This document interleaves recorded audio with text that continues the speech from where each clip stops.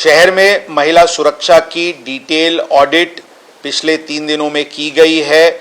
जो भी vulnerable spots हैं, हॉटस्पॉट्स हैं, निर्जन स्थल्स हैं, डार्क एरियाज है, टेकड़ीज हैं, इस प्रकार की पूरी एरियाज की सेफ्टी ऑडिट की गई है और कुछ नए सिरे से इसमें उपाय योजना की जा रही है। पेट्रोलिंग, इस प्रकार के स्पॉट्स को ध्यान में रखते हुए patrolling, QR code based intensive patrolling की भी योजना वापस एक रीजुविनेशन के साथ एक रीस्ट्रेंथन करने के दृष्टि से की जा रही है और हमें विश्वास है कि हम इस प्रकार की घटना को आगे जरूर प्रिवेंट करने में हमें यश मिलेगा।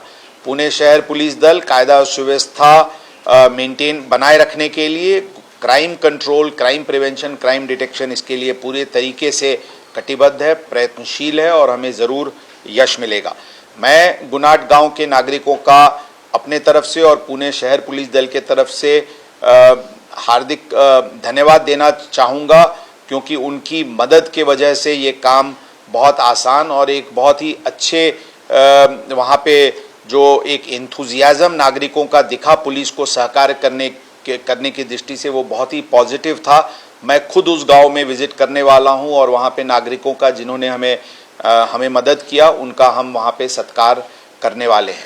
हमारी जो पूरी पुलिस पथक जिन्होंने पिछले 3 दिनों से वहीं कैंप करते हुए DCP क्राइम के नेतृत्व में टीम वहीं पे कैंप कर रही थी, उन टीम को भी हम बधाई देना चाहेंगे।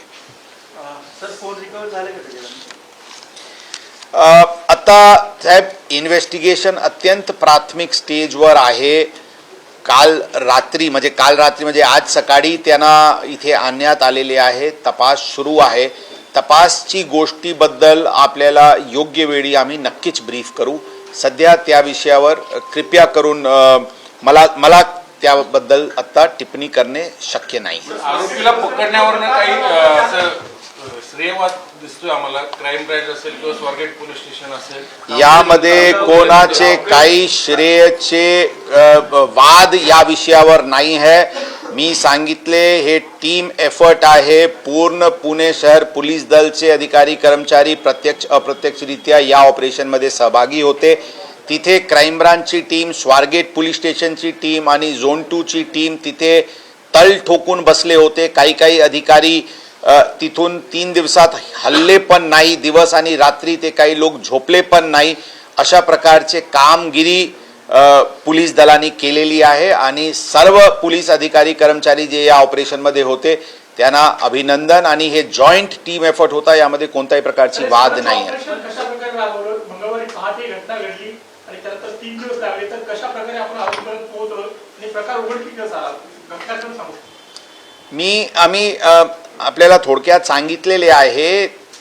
त्या दिवशी 1.5 ते 2 तासातच आरोपी कोण आहे याचे नाव निष्पन्न झाला होता। तकनीकी डिटेल्सचे आधारेवर ते आरोपी गावात आहे अशा आमची खात्री झाली होती आणि आमची टीम लगेच त्या गावात पोहोचली होती। सुरुवातीला आम्ही डिस्क्रीट रीत्याने प्रथम काही तासात आम्ही डिस्क्रीट रीत्याने त्यांचे शोध घेत होते, परंतु ज्यावेळी आमचे लक्षात आला की त्या आरोपीला माहिती पडलेली आहे की पोलीस त्यांना शोधत आहे, त्यावेळी आम्ही ओपन रीत्याने आणि गावाची सहभाग घेऊन आणि त्या गावाचे व्यतिरिक्त आजूबाजूचे परिसराचे पण नागरिक, पोलीस पाटील, सरपंच सगळ्यांना सतर्क करून हे जॉइंट ऑपरेशन यामध्ये राबवण्यात आला होता।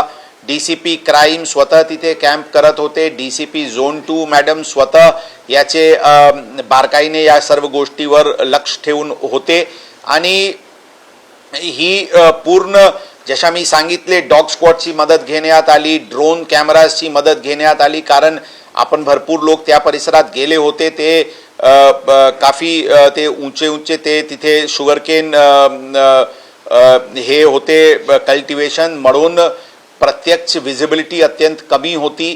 त्या सर्व लिमिटेशन्स असताना पण लोकांचे, त्या भागाचे लोकांचे मोटरसायकल्सवर जे लोक बाहेर फिरत होते आणि जिथे काही दिसला तर लगेच ते जे इन्फॉर्मेशन फ्लो सुरू झाली होती, त्याच्यामुळे आरोपी हे